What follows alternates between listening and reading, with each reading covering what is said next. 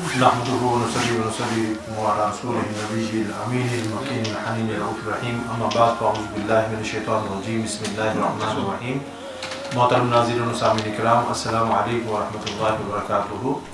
ترجمۃ القرآن کلاس کی ایک اور نشست کے ساتھ ہم آپ کی خدمت میں حاضر ہیں.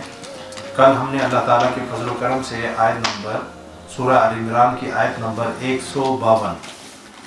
152 تک کا جو ہے بیان مکمل کیا تھا، اور یعنی کہ جو جنگ احد کے اندر معاملات ہوئے اس کے حوالے سے جو ہے پچھلے آیات کے اندر اللہ تعالیٰ نے جو بیان فرمایا ہے، آگے بھی وہی سلسلہ جو چل رہا ہے.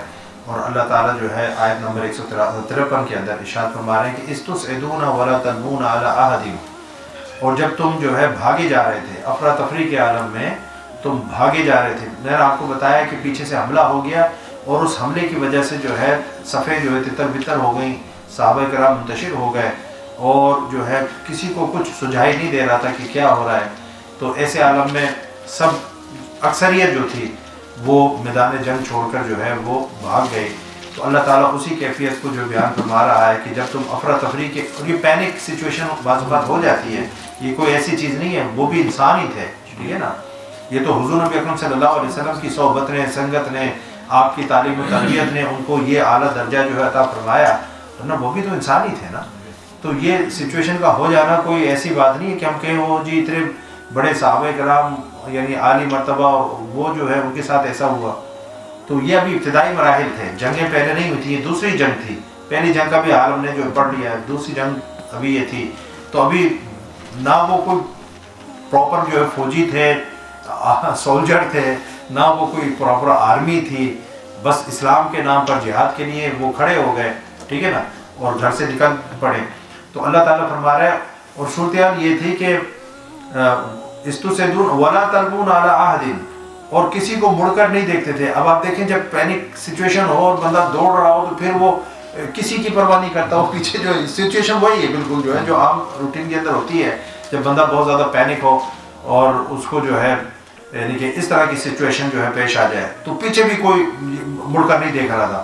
وَالرَّسُولُ يَدْعُوكُمْ فِي أُخْرَاكُمْ، اور رسول صلی اللہ علیہ وسلم جو ہے اس جماعت میں کھڑے جو تمہارے پیچھے یعنی ثابت قدم رہی تھی. کچھ لوگ میں نے بتایا نا کہ 10-12 افراد تھے جو کہ حضور نبی اکرم صلی اللہ علیہ وسلم کے نزدیک تھے. تو ان کو تو معلوم تھا کہ حضور نبی اکرم صلی اللہ علیہ وسلم الحمدللہ حیات ہیں، تو وہ ان کے گرد جو گھیرا ڈال کر کھڑے ہوئے تھے اور ثابت قدم تھے. تو حضور نبی اکرم صلی اللہ علیہ وسلم ان کو پکار رہے تھے کہ بھئی واپس آؤ واپس آؤ، لیکن اس یعنی کہ ہنگامے میں اور اس افراتفری کے اندر آپ کو پتہ ہے کہ کانوں پڑی آواز نہیں سنائی دیتی، پتہ ہی نہیں لگتا بعض اوقات کہ بھئی یہ حضور نبی اکرم صلی اللہ علیہ وسلم ہے جو ہمیں پکار رہے ہیں. یہ تو ہو نہیں سکتا تھا کہ ان کے کان میں حضور نبی اکرم صلی اللہ علیہ وسلم کی آواز مبارک جو ہے وہ پڑتی اور وہ واپس نہ پلٹتے، ٹھیک ہے نا. تو افواہ یہ گرم ہو گئی تھی، حضور نبی اکرم صلی اللہ علیہ وسلم جو شہید ہو گئے ہیں صورتحال اس طرح کی، تو وہ پھر یہ معاملہ ہوا. تو حضور نبی اکرم صلی اللہ علیہ وسلم کی آواز کو بھی انہوں نے نہیں سنا. فَأَصَابَكُمْ غَمًّا بِغَمٍّ، پھر اس نے جو ہے اللہ نے تمہیں غم پر غم دیا. اب یہ جو ہے نصیحت تھی، یہ تربیت تھی. وہ غم پر غم کیا ہے کہ ایک غم تو وہ تھا کہ جب وہ جو پہاڑ کے اوپر جن کو متعین کیا تھا وہ وہاں سے اپنی پوزیشن چھوڑ کر ہٹ گئے تھے اور مال غنیمت کلیکٹ کرنے لگے تھے، اور یعنی کہ جیتی ہوئی بازی ایک دم سے پلٹ گئی، تو اس بات کا ان کو غم تھا. پھر دوسرا غم جو تھا وہ حضور نبی اکرم صلی اللہ علیہ وسلم کی شہادت کی افواہ جو ہے خبر سن کر. تو یہ غم پر غم جو ہے وہ ان کو یعنی میدان احد میں اللہ تعالیٰ فرما رہا ہے کہ ہم نے دیا. لِكَيْ لَا تَحْزَنُوا عَلَىٰ مَا فَاتَكُمْ وَلَا مَا أَصَابَكُمْ. اب آپ یہ دیکھیں کہ ہر چیز کے پیچھے کوئی نہ کوئی حکمت ہے، کوئی نہ کوئی ریزن ہے.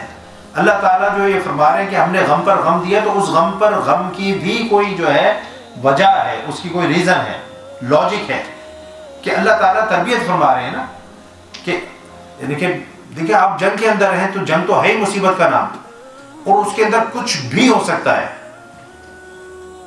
حالات جنگ کے اندر کبھی آپ کے حق میں ہوتے ہیں، کبھی آپ کے خلاف ہوتے ہیں. جس طرح ابو سفیان نے کہا تھا نا کہ جب وہ ہرقل روم کے دربار کے اندر، تو اس نے پوچھا کہ تمہارے اور ان کے درمیان کیسا معاملہ ہے. ان کا ڈول کی طرح ہے، کبھی ڈول ان کے ہاتھ میں ہوتا ہے، کبھی ڈول ہمارے ہاتھ میں ہوتا ہے. مثلا کبھی وہ بھاری پڑ جاتے ہیں، کبھی ہم بھاری پڑ جاتے ہیں. تو یہ جنگ کے اندر اس طرح سے ہوتا ہے.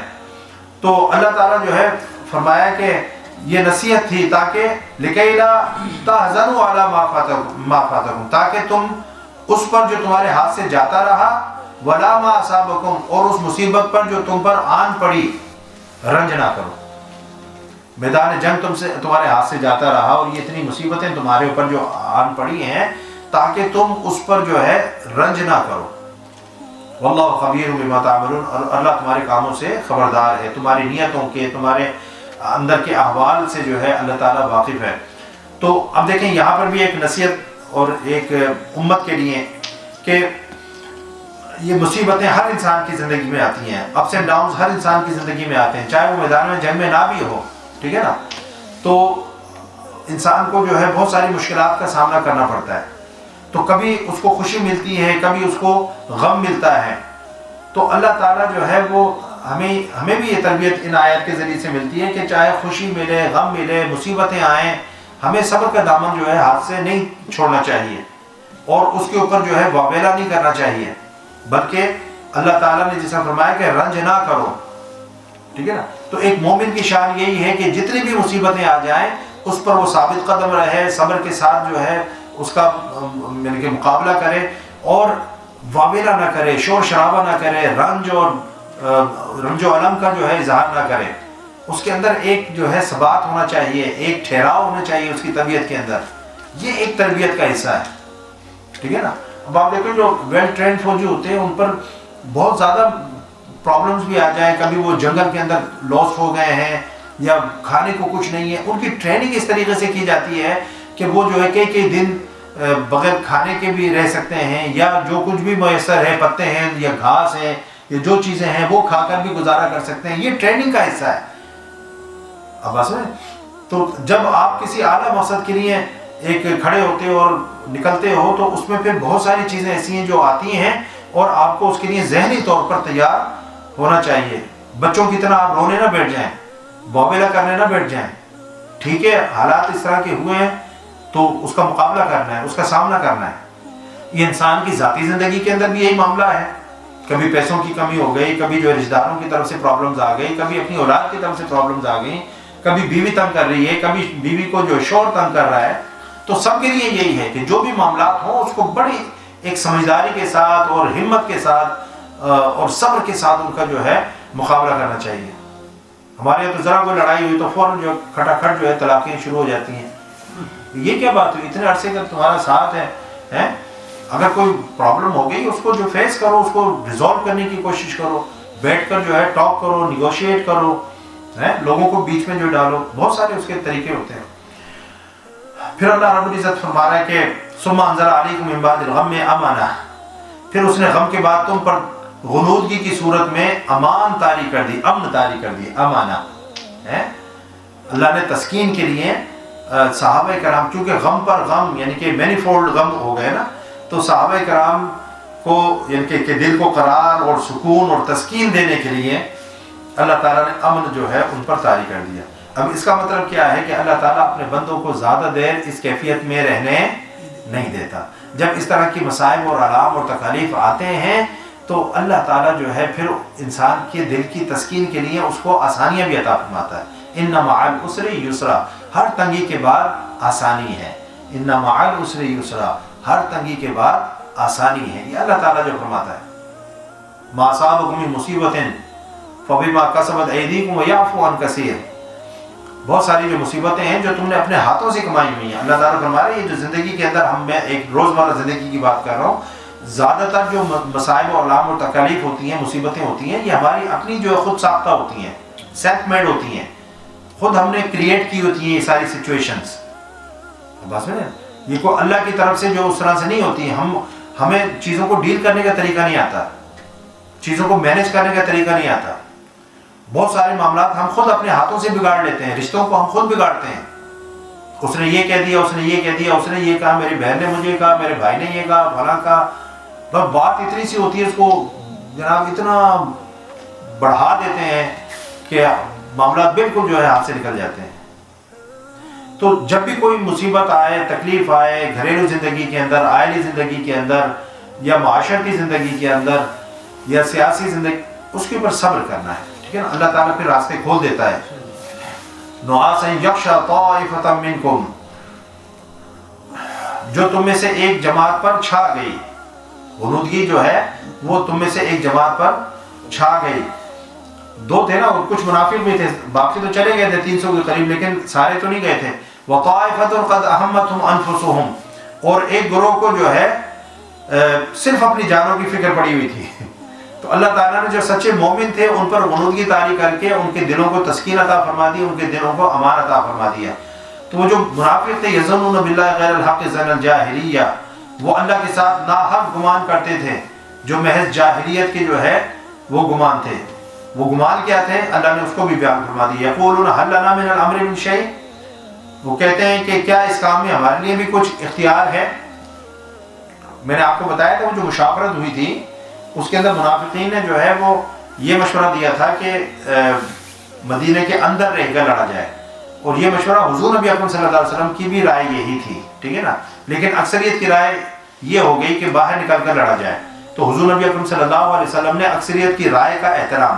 اب آپ یہ دیکھیں، یہاں سے بھی ہمیں ایک سبق یہ ملتا ہے کہ وہ نبی تھے، رسول تھے، ٹھیک ہے نا، لیکن جب چیزوں میں مشاورت ہو تو جو اکثریتی رائے ہو، کیونکہ اکثریت پر اللہ کی رحمت ہوتی ہے.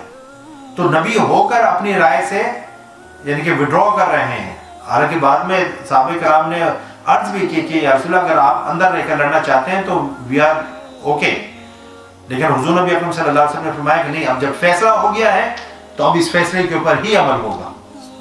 تو حضور نبی اکرم صلی اللہ علیہ وسلم نے کوئی ویٹو پاور استعمال نہیں کیا. آپ چاہتے تو کوئی مجال تک وہ کہتا کہ باہر جا کر لڑنا ہے، نہیں، آپ فرماتے اندر ہی لڑنی، تو سارے ایگری ہو جاتے.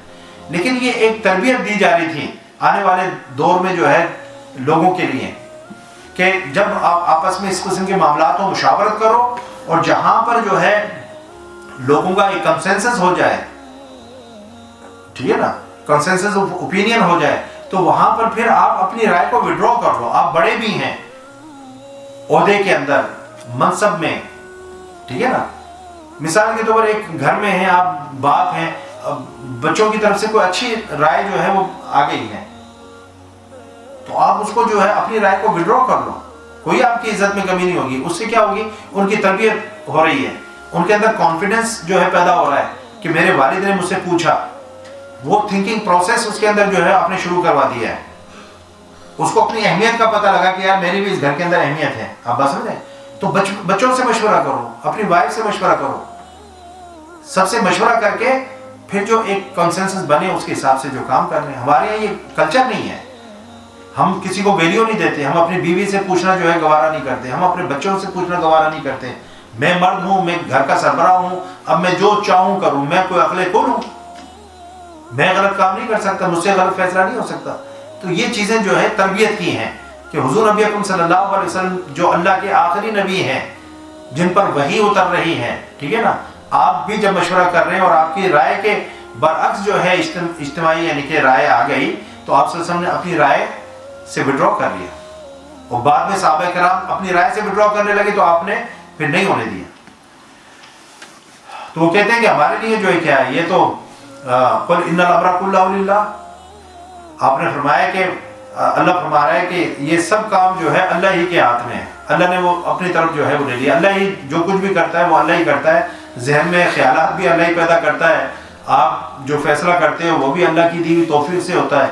یخفون فی انفسہم ما لا یبدون لک، وہ اپنے دلوں میں وہ باتیں چھپائے ہوئے ہیں جو آپ پر ظاہر نہیں ہونے دیتے. یہ جو منافقین ہیں نا، یہ دلوں کے اندر بڑا کچھ چھپائے بیٹھے ہیں جو ظاہر نہیں ہونے دیتے. اب دیکھیں یہاں پر بھی آگے بھی آئے گا کہ اللہ تعالیٰ اگر اس وقت چاہتا تو اللہ کے لیے کون سے مشکل تھی. وہ تو ہر ایک کے دل کو جانتا ہے نا کہ یہ منافق ہے، یہ سچا مومن ہے. تو ارلی سٹیجز کے اوپر بھی اللہ تعالیٰ جو ہے وہ حضور نبی اکرم صلی اللہ علیہ وسلم کو بطور وحی جو ہے وہ بتا سکتا تھا کہ یہ لوگ جو منافق ہیں ان کو اپنی صفوں سے نکال دو. لیکن اللہ نے ایسا نہیں کیا، ٹھیک ہے نا. اس کی بہت ساری ریزنز انشاءاللہ وقت کے اوپر جب آئے گا تو پھر اس کے اوپر بھی گفتگو ہوگی. تو اللہ یقولون لو کان لنا من الامر شیء ما قتلنا ہاہنا، کہتے ہیں کہ اگر اس کام میں ہمارا بھی کچھ اختیار ہوتا تو ہم اس جگہ قتل نہ کیے جاتے. یہ جو یہاں 3 میل جو ہے باہر نکال کر ہمیں قتل کروایا گیا ہے یہ نہ ہوتا.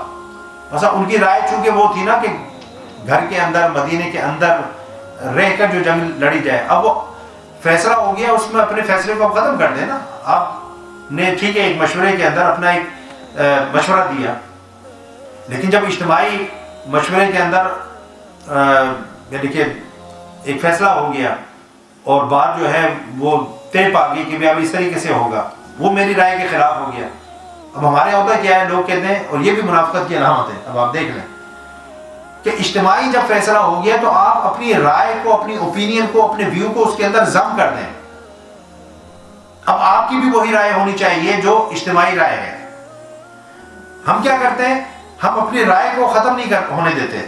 ہم کہتے ہیں یار میں اے آخیا سی، میں اے بایا سی، میں اے کیتا سی، سمجھے نا، میری گل نہیں سنی گئی. یہ ہماری کیفیت ہے، یہی منافقوں کی کیفیت تھی. ہمارے اندر بھی منافقانہ جو ہے علامتیں موجود ہیں، ہے یا نہیں؟ ہاں جی، ہم نے یہ کہا تھا، ہم نے وہ کہا تھا، بس یہ اس طرح. تو اللہ تعالیٰ نے جو ہے تو وہ کہتے تھے کہ اگر ہمارا کچھ اختیار ہوتا تو ہم اسے کا قتل نہ کیے جاتے. یعنی ان کی جو رائے تھی نا، اب جب 70 قتل ہوئے تو انہوں نے کہا ہن تکے ہن دیکھے جی اسی رائے دے رہے سن کہ اندر ہی رہ کر جو ہے جہاد کیتا جائے. ہن باہر نکلے ہوتے، ہن پتہ لگے نا ساڈی جو رائے تے عمل کر دے تے اے نہیں ہوتا. اس طریقے سے جو ہے تھوڑا سا پنجابی ٹچ بھی.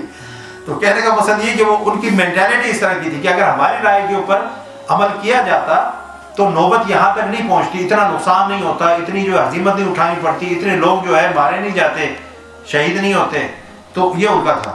تو اللہ رب العزت فرما رہا ہے کہ قُلْ لَوْ كُنْتُمْ فِي بُيُوتِكُمْ، اللہ فرماتا ہے کہ اگر تم اپنے گھروں میں بھی ہوتے، قُلْ لَوْ كُنْتُمْ فِي بُيُوتِكُمْ لَبَرَزَ الَّذِينَ كُتِبَ عَلَيْهِمُ الْقَتْلُ إِلَى مَضَاجِعِهِمْ، تب بھی جن کا مارا جانا لکھا جا چکا تھا وہ ضرور اپنی قتل گاہوں کی طرف نکل کر آ جاتے.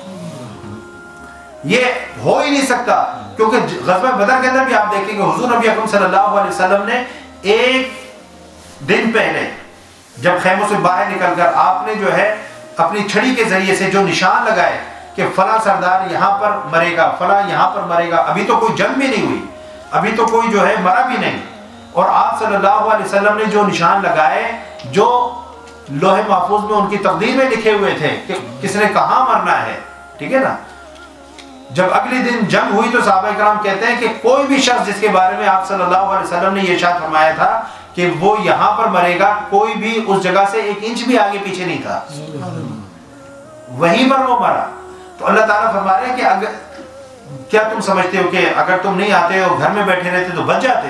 اگر تمہارا قتل ہونا یہیں پر لکھا تھا تو تم کسی نہ کسی بہانے یہیں پر آتے اور یہیں پر آ کر مرتے. وَلِيَبْتَلِيَ اللَّهُ مَا فِي صُدُورِكُمْ وَلِيُمَحِصَ مَا فِي قُلُوبِكُمْ وَاللَّهُ عَلِيمٌ بِذَاتِ الصُّدُورِ. اور یہ اس لیے کیا گیا ہے کہ جو کچھ تمہارے سینوں میں ہے اللہ اسے آزمائے.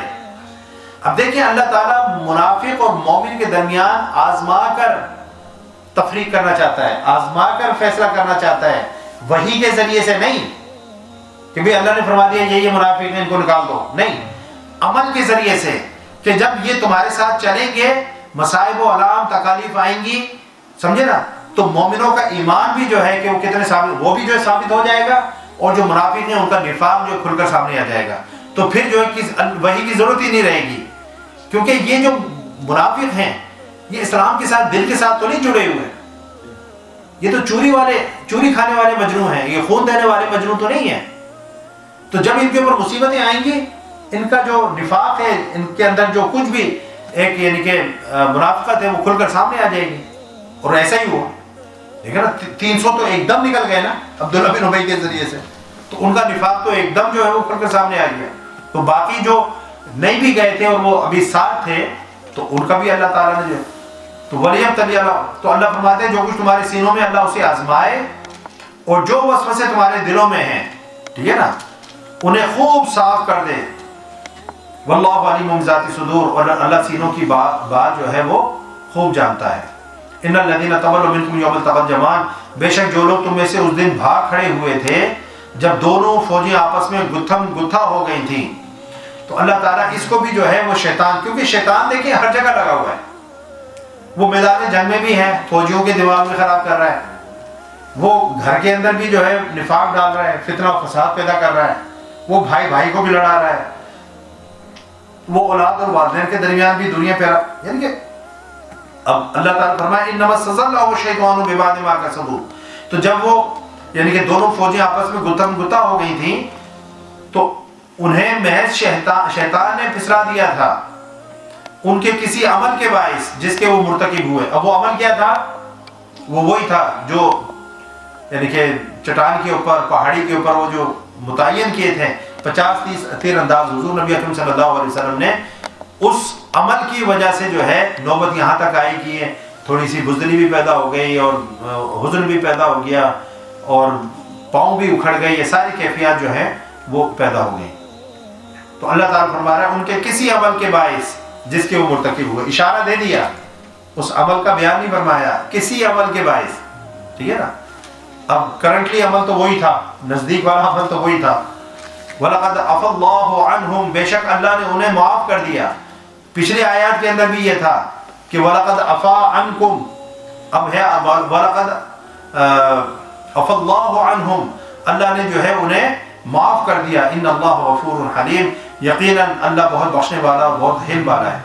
یہ بات میں نے عرض کی تھی کہ جب اللہ نے اپنے نبی کے صحابیوں کی جو بھی یعنی کہ اجتہادی غلطیاں تھیں یا چھوٹی موٹی کمزوریاں تھیں ان کی تربیت بھی فرما دی اور ان کو معاف بھی فرما دیا اور ان کو فرما دیا کہ وہ جو ہے اللہ سے راضی ہیں، اللہ ان سے راضی ہے، اور ان کو بشارتیں بھی دے دیں۔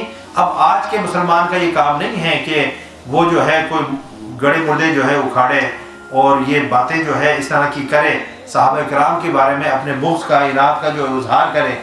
وہ ہمارا یہ مقام نہیں ہے، ہمارا یہ اسٹیٹس نہیں ہے کہ ہم صحابہ کرام کے بارے میں کوئی ایک لفظ بھی جو ہے اپنے منہ سے نکالیں۔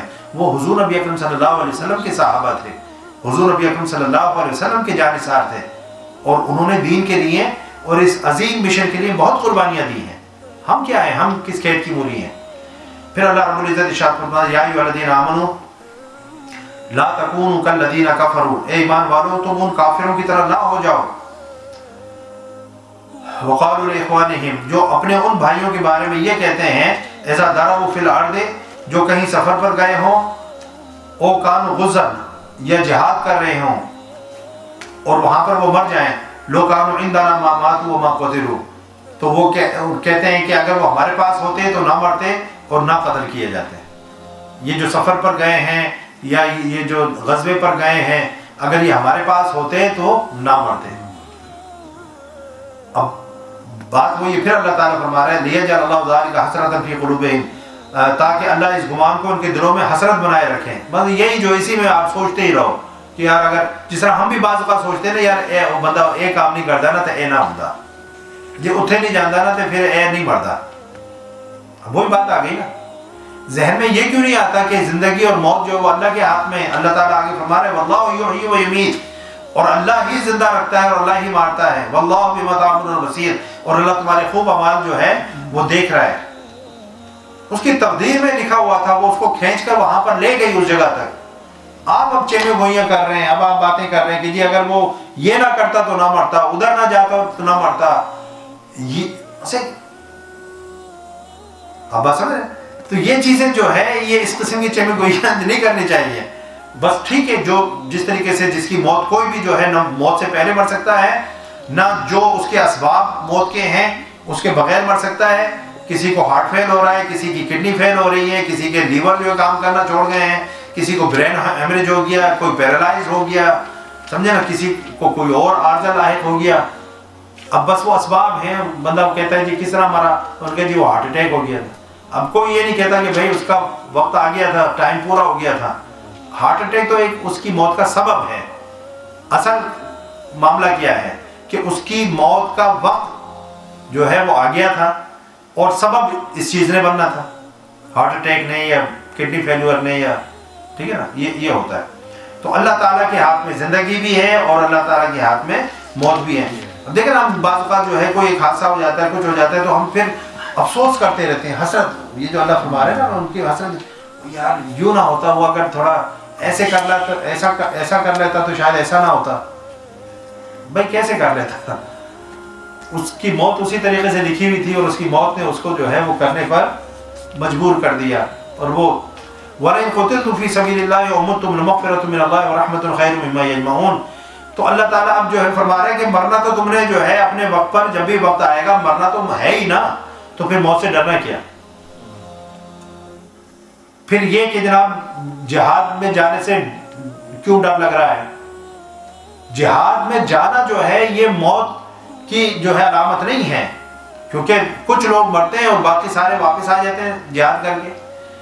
تو سارے کیوں نہیں مرے؟ تو اس کا مطلب یہ ہے کہ جن کی اس طریقے سے لکھی گئی تھی موت، وہ میدان جہاد کے اندر شہید ہو گئے، ٹھیک ہے نا. اور جن کی نہیں لکھی تھی وہ واپس صحت و سلامتی کے ساتھ آ گئے، کچھ زخمی ہو گئے، کچھ بغیر زخموں کے جو ہے وہ آ گئے. تو اللہ تعالیٰ آگے فرما رہا ہے وَلَئِن قُتِلْتُمْ فِي سَبِيلِ اللَّهِ وَمُتُّمْ لَمَغْفِرَةٌ مِّنَ اللَّهِ وَرَحْمَةٌ خَيْرٌ مِّمَّا يَجْمَعُونَ. اور اگر تم اللہ کی راہ میں قتل کر دیے جاؤ یا تمہیں موت آ جائے، اللہ کی راہ میں قتل کر دیے جاؤ یا اللہ کی راہ میں تمہیں موت آ جائے، دین کے لیے محنت کرتے ہوئے جو تمہیں موت آ جائے، لَمَغْفِرَةٌ مِّنَ اللَّهِ وَرَحْمَةٌ خَيْرٌ مِّمَّا يَجْمَعُونَ. تو اللہ کی مغفرت اور رحمت ان تمام مال و متاع سے جو ہے وہ بہت بہتر ہے جو تم جمع کرتے ہو. انسان جو مال دولت جمع کرتا ہے نا، جہاد میں نہیں جاتا کہ بھئی پیچھے جو ہے. اور ایسا واقعہ بھی ہوا کہ ایک غزوہ ہوا تو ایک صحابی تھے، ان کا بالکل فصل جو ہے اس وقت کھجوروں کی بالکل تیار تھی. تو وہ کہتے ہیں کہ اس سال صورتحال یہ تھی کہ میں بہت جو ہے یعنی کہ خوشحال تھا، میرے پاس سواری بھی تھی اچھی اور یہ سب کچھ جو تھا. تو میں جس وقت حضور نبی اکرم صلی اللہ علیہ وسلم نکلے غزوہ کے لیے اور صحابہ کرام کو لے کر، تو میں نے کہا کہ بھئی پھل میں توڑ لیتا ہوں، سمجھے نا، میرے پاس سواری تو ہے، میں پیچھے سے جا کر مل جاؤں گا، تیز رفتار گھوڑا ہے، سمجھے نا. پھر کرتے کرتے ہوا یہ کہ اچھا کل چلتا ہوں، پرسوں چلتا ہوں. وہ کرتے کرتے بھی صورتحال ایسی ہو گئی، انہوں نے کہا کہ سوچا کہ اب جانے کا فائدہ ہی کیا ہے، اب تو وہ جو ہے وہاں پر کام جو ہے ہو چکا ہوگا، واپس آ رہے ہوں گے. تو مقصد یہ ہے کہ اس طرح کے معاملات بھی جو ہے وہ ہو جاتے ہیں. تو نیکی کے کاموں کے اندر جو ہے کبھی بھی تاخیر نہیں کرنی چاہیے. جب اللہ تعالیٰ آپ کو نیکی کی توفیق دے فوری طور پر جو کرنے، کیونکہ شیطان جو ہے وہ اس کام پر لگا. اللہ خود فرما رہا ہے کہ شیطان نے ان کو پھسلا دیا، شیطان نے ان کو جو ہے ورگلا دیا. تو شیطان وہاں پر بھی لگا ہوا تھا، وہ اپنے مشن پر، دیکھو وہ اپنے مشن کے اوپر قیامت تک ایکٹیولی جو ہے وہ لگا ہوا ہے. وہ ایک لمحے کے لیے بھی غفلت اور سستی کا مظاہرہ نہیں کر رہا. جب شیطان اپنے غلط مشن کے اوپر اتنی ایمانداری کے ساتھ لگا ہوا ہے، تو ہم اپنے صحیح مشن اور صحیح دین کے لیے جو ایمانداری کے ساتھ کیوں نہیں لگتے؟ اللہ. تو اللہ نے فرمایا کہ اگر تم اللہ کی راہ میں قتل کر دیے جاؤ، یہ موت آ جائے، تو اللہ کی مغفرت اور رحمت جو ہے اس سے بہت بہتر ہے جو تم جمع کرتے ہو. یہ جو مال و دولت تم جمع کرتے ہو جس کے پیچھے تمہارے اندر سستی پیدا ہو جاتی ہے، یہ یعنی کہ اللہ کی راہ میں جہاد کرنا اور اللہ کی راہ میں مارے جانا یا شہید ہو جانا، اور تو اس سے جو اللہ کی مغفرت اور رحمت تمہیں جو ہے نصیب ہوگی، یہ مغفرت اور رحمت اس سے بہت بہتر ہے جو تم دنیا کے لیے جمع کر رہے ہو. وَلَئِن مُتُّمْ وَقُتِلْتُمْ، اور اگر تم مر جاؤ یا مارے جاؤ، لَا إِلَى اللَّهِ تُحْشَرُونَ، اللہ فرما رہا ہے تو تم سب اللہ ہی کے حضور جمع کیے جاؤ گے. آنا تم نے جو ہے وہیں اللہ کی بارگاہ میں. تو کہاں بھاگ رہے ہو، کہاں بچ رہے ہو؟ اللہ کے حکم کی تعمیل میں اگر تمہیں موت آ جاتی ہے تو اللہ تعالیٰ تمہیں شہادت کا رتبہ عطا فرما رہا ہے. ویسے بھی اگر گھر میں بھی تم بیٹھ کر مر جاؤ گے تو کدھر جانا ہے؟ مر کر کہاں جانا ہے؟ اللہ کے پاس جانا ہے نا. اور شہید ہو گئے تو اللہ کے پاس. یعنی دونوں نے، ایک بندہ گھر میں بیٹھ کر مرا، اس نے بھی اللہ کے پاس جانا ہے. جو میدان جنگ میں شہید ہوا اس نے بھی اللہ کے پاس جانا ہے. لیکن دونوں کی جانے میں فرق ہے یا نہیں؟ دونوں کے مقام و مرتبے میں جو دونوں مومن ہیں. چلو ایک گھر بیٹھا ہوا ہے وہ مر گیا، حالت ایمان میں مرا، اور ایک جو ہے مومن میدان جہاد میں مرا. جب دونوں اللہ کی بارگاہ میں جو ہے جائیں گے، دونوں کا رتبہ مقام اور شان ایک ہی جیسی ہوگی. تو اللہ فرما رہا ہے کہ جانا آنا تو تم نے میرے پاس ہی ہے. تو اگر تمہیں موقع مل رہا ہے اور تم جو ہے وہاں پر جا کر، چلو شہید نہ بھی صحیح، انسان کو تو نہیں پتا میں جاؤں گا تو شہید ہی ہوں گا، لیکن غازی تو بن جاؤ گے نا، اس کا بھی ایک بڑا درجہ ہے. پھر اللہ تعالیٰ فرمایا فَبِمَا رَحْمَةٍ مِّنَ اللَّهِ لِنْتَ لَهُمْ. اب حضور نبی اکرم صلی اللہ علیہ وسلم سے اللہ تعالیٰ جو ہے خطاب فرما رہا ہے، اے حبیب والا صفات، بس اللہ کی کیسی رحمت ہے، لِنْتَ لَهُمْ، کہ آپ ان کے لیے نرم طبع ہیں. اب دیکھیں جو کچھ بھی ہوا میدان احد کے اندر، حضور نبی اکرم صلی اللہ علیہ وسلم کے دل پر بھی بوجھ آیا ہے نا، آپ خود بھی زخمی ہوئے، اور جو کچھ کیفیت وہاں پر ہوئی تو ایک کوئی خوشی والا ماحول تو نہیں تھا، لیکن حضور نبی اکرم صلی اللہ علیہ وسلم کی طبیعت میں اللہ تعالیٰ نے اتنی ملائمت اور اتنی نرمی اور اتنی سافٹنس جو ہے رکھی تھی، اور اتنی کائنڈنس رکھی ہوئی تھی کہ یہ سارے معاملات بھی ہوئے تو حضور نبی اکرم صلی اللہ علیہ وسلم نے کسی سے کوئی سخت بات نہیں کی، کسی سے باز پرس نہیں کی، کسی کو جھڑکا نہیں، کسی کو ڈانٹا نہیں کہ یہ تم نے جو ہے وہ کیا کر دیا۔ اب یہ ساری باتیں جو بھی ہیں قرآن میں اللہ ہی وحی کے ذریعے جو ہے وہ یعنی کہ ان کی تربیت فرما رہا ہے، کیونکہ اللہ کو معلوم کہ میرے محبوب کی طبیعت بڑی نرم ہے، بڑے مشفق ہیں، بڑے یعنی کہ مہربان ہیں، ٹھیک ہے نا، تو اللہ نے ڈائریکٹ ہی تربیت کر دی۔ اللہ نے ڈائریکٹ وہ باتیں جو شاید حضور نبی اکرم صلی اللہ علیہ وسلم کی زبان پر نہ آتی، اور آپ صلی اللہ علیہ وسلم جو ہے وہ یہ باتیں اپنے صحابہ سے نہ کرتے، اللہ تعالیٰ نے کہا کہ میں تو ان اللہ لا یستحی، کہ اللہ تعالیٰ جو حیا نہیں کرتا، شرم نہیں محسوس کرتا، وہ تو پھر باتیں جو ہے کرتا ہے، اس نے تربیت کرنی ہے، ٹھیک ہے نا، وہ ہمارا رب ہے۔ تو وہ باتیں جو حضور نبی اکرم صلی اللہ علیہ وسلم کو کرنی چاہیے تھیں، کیونکہ ہوا تو ان کے ساتھ تھا نا، میدان جہاد میں تو حضور نبی اکرم صلی اللہ علیہ وسلم وہاں پر موجود تھے، جو کچھ بھی معاملات ہوئے تھے وہ حضور کو چھوڑ کر بھاگے تھے، حضور زخمی ہوئے، حالات جو پلٹے، تو یہ ساری جو باتیں تھیں حضور نبی اکرم صلی اللہ علیہ وسلم، لیکن آپ اپنی طبیعت کی وجہ سے، اپنی طبیعت کی جو ہے نرمی کی وجہ سے وہ اس طریقے سے، تو اللہ تعالیٰ نے بھی وہ ساری باتیں on behalf of رسول اللہ صلی اللہ علیہ وسلم صحابہ کرام سے کر دی، ان کی تربیت کر دی، اللہ نے ڈائریکٹلی کر دی، ٹھیک ہے نا۔ تو اللہ فرما رہے ہیں کہ لنت لہم، آپ ان کے لیے نرم طبع ہیں، اور پھر فرما رہے ہیں کہ وَلَوْ كُنْتَ فَظًّا، اب یہ بات بھی ہے، اور اگر آپ تنخو غلیظ القلب، سخت دل ہوتے، لَنْفَضُّوا مِنْ حَوْلِكَ، تو لوگ آپ کے گرد سے چھٹ کر بھاگ جاتے۔ اب یہاں پر ایک داعی کی جو ہے صفات کا بیان ہو رہا ہے، جو داعی ہے، جو دعوت دے رہا ہے، جو نیکی کی طرف بلا رہا ہے، جو دین اسلام کی بات کر رہا ہے، اس کی طبیعت کے اندر جو ہے نرمی ہونی چاہیے، ملائمت ہونی چاہیے، سافٹنس ہونی چاہیے، کیونکہ جب نرم بات آپ کرتے ہو تو لوگوں کے دلوں میں محبت پیدا ہوتی ہے، لوگ آپ کے ارد گرد اکٹھے ہوتے ہیں۔ جب آپ سخت مزاج ہوتے ہو، سخت دل ہوتے ہو، ٹھیک ہے نا، تو پھر جو ہے لوگ آپ سے بھاگ جاتے ہیں، کوئی آپ کے گرد ٹھہرتا نہیں ہے۔ تو حضور نبی اکرم صلی اللہ علیہ وسلم سے اب دیکھو نا، یہ سارے معاملات ہو گئے ہیں، تو حضور نبی اکرم صلی اللہ علیہ وسلم کو اللہ تعالیٰ نے فرمایا کہ آپ پہلے ہی جو ہے نرم دل ہیں، اگر سخت دل ہوتے اور سخت زبان ہوتے تو یہ اکٹھے ہی نہیں ہوتے، تو ان کا اکٹھا ہونا جو ہے اس بات پر دلیل ہے کہ آپ جو ہے نرم دل ہیں، ٹھیک ہے نا۔ اب آگے کیا فرما رہے ہیں، اب دیکھیں حضور نبی اکرم صلی اللہ علیہ وسلم کو بھی اللہ تعالیٰ یعنی ایڈوائز فرما رہا ہے۔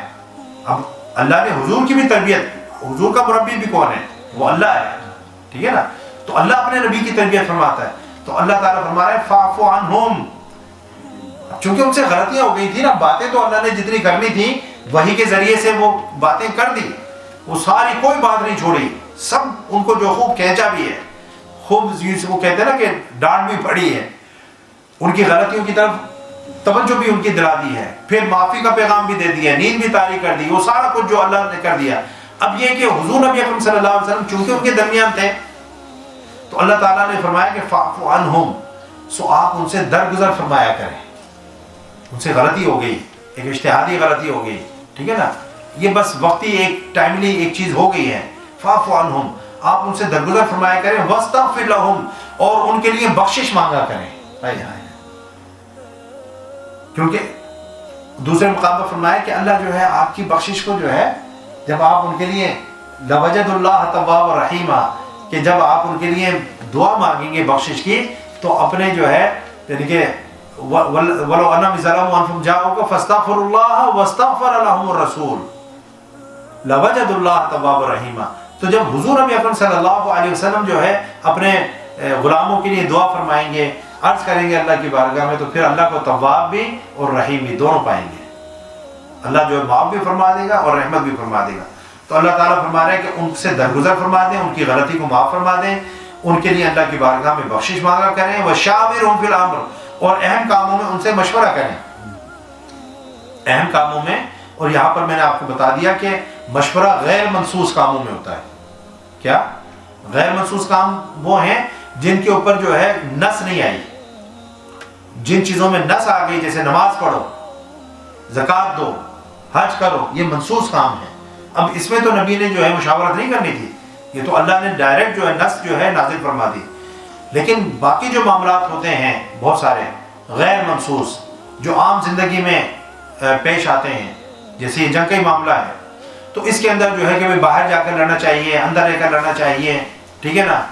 اسٹریٹجی کیا ہو، پلاننگ کیا ہو، جیسے غزوہ خندق کے اندر عربوں کے اندر خندق کھودنے کا رواج نہیں تھا.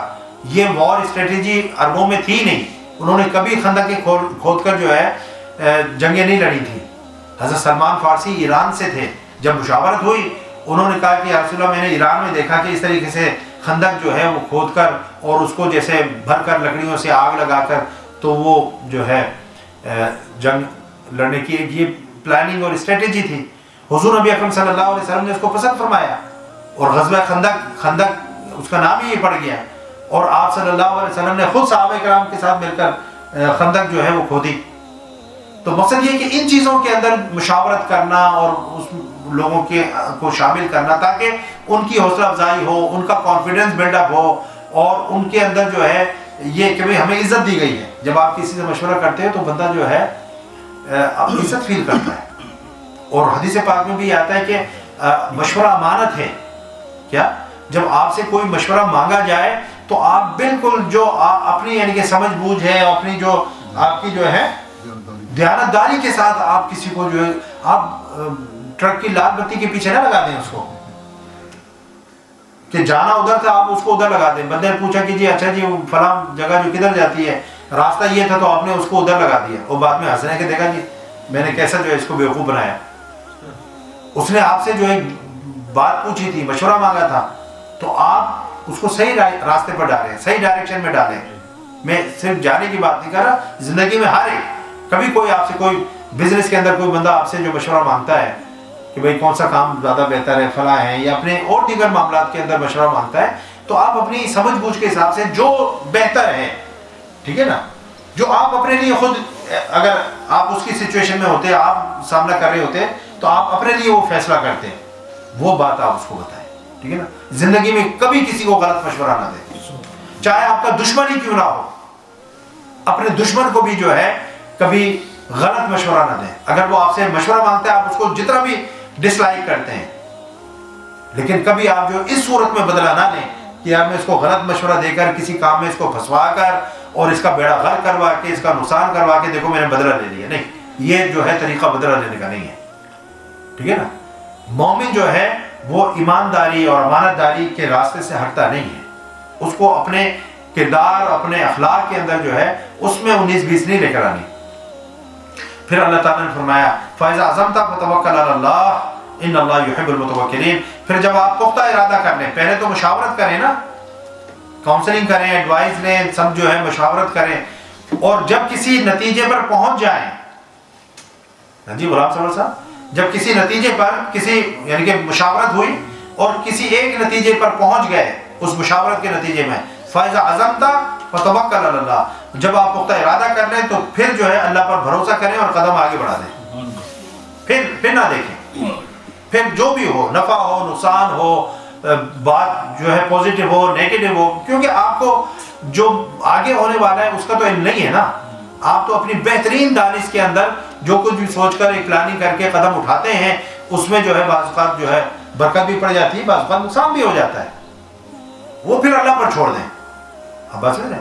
تو نبی، اس لیے میں نے آپ کو بتایا کہ جب حضور نبی اکرم صلی اللہ علیہ وسلم نے زرہ پہن لی اور بعد میں صحابہ کرام نے کہا کہ یا رسول اللہ ہم اپنا مشورہ جو واپس لیتے ہیں، آپ کی بھی رائے یہی تھی کہ مدینے کے اندر رہ کر جو ہے لڑا جائے، تو ایسا ہی کر لیتے ہیں، اسے کہ اندر ہی رہ کر جو ہے جنگ کرتے ہیں. تو آپ صلی اللہ علیہ وسلم نے یہی بات فرمائی تھی کہ نبی جب تیاری کر لیتا ہے، ارادہ کر لیتا ہے، عزم کر لیتا ہے، تو پھر وہ پیچھے قدم نہیں ہٹاتا. فَإِذَا عَزَمْتَ، یہ اللہ کا حکم تھا کہ جب آپ ارادہ کر لیں، قدم یعنی کہ بڑھا لیں، تو پھر آپ پیچھے نہ ہٹائیں. یہ نبی کی شان کے خلاف.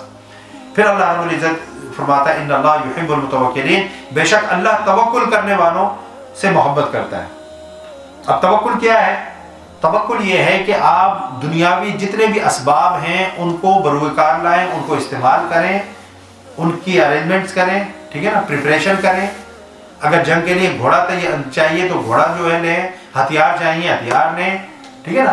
وہ تو صحابہ کرام کے پاس تھے ہی نہیں نا، بے سر و سامانی کا عالم تھا. غزوہ بدر کے موقع پر یہ تو نہیں تھا کہ گھر میں گھوڑا بندھا ہوا تھا اور وہ پیدل آئے تھے، گھر میں تلوار لٹکی ہوئی تھی اور وہ جو ہے لاٹھیاں لے کر آ گئے تھے. نہیں تھا ہی نہیں نا اس وقت. جب نہیں تھا تو پھر جب حکم ہو گیا اور وہاں سے فوج آ گئی تو اب کیا کرنا ہے؟ پھر بندہ جو ہے سینہ تان کا چاہے جو بھی ہو حالات وہ باہر نکل آتا ہے. لیکن اسباب کو جو ہے استعمال کرنا یہ ضروری ہے. توکل کیا ہے؟ اسباب کو استعمال کریں اور نظر مسبب الاسباب پر ہو کہ اللہ یہ گھوڑا، یہ تلوار، یہ نیزہ، یہ بھالا، یہ تیر، یہ کمان، یہ سب جو ہے میں نے تیار کر لی ہیں، لیکن آگے جو ہے تیری اگر مدد نہ ہو، تیری بارگاہ سے نصرت نہ ہو تو مثلا یہ تیر تلوار یہ کچھ بھی نہیں کر سکتے. میں جتنا بھی بڑا جو ہے تیر انداز ہوں، جتنا بھی بڑا میں تلوار بازی جانتا ہوں، جتنے بھی بڑا جو ہے میں گھوڑا دوڑانے والا ہوں، سب جو ہے دھرے کے دھرے رہ جاتے ہیں اگر اللہ جو ہے ان کاموں میں سے برکت نکال دے. تو اس لیے سب اسباب بروئے کار لا کے پھر اللہ پر جو ہے توکل کرنا، بھروسہ کرنا، ٹھیک ہے نا.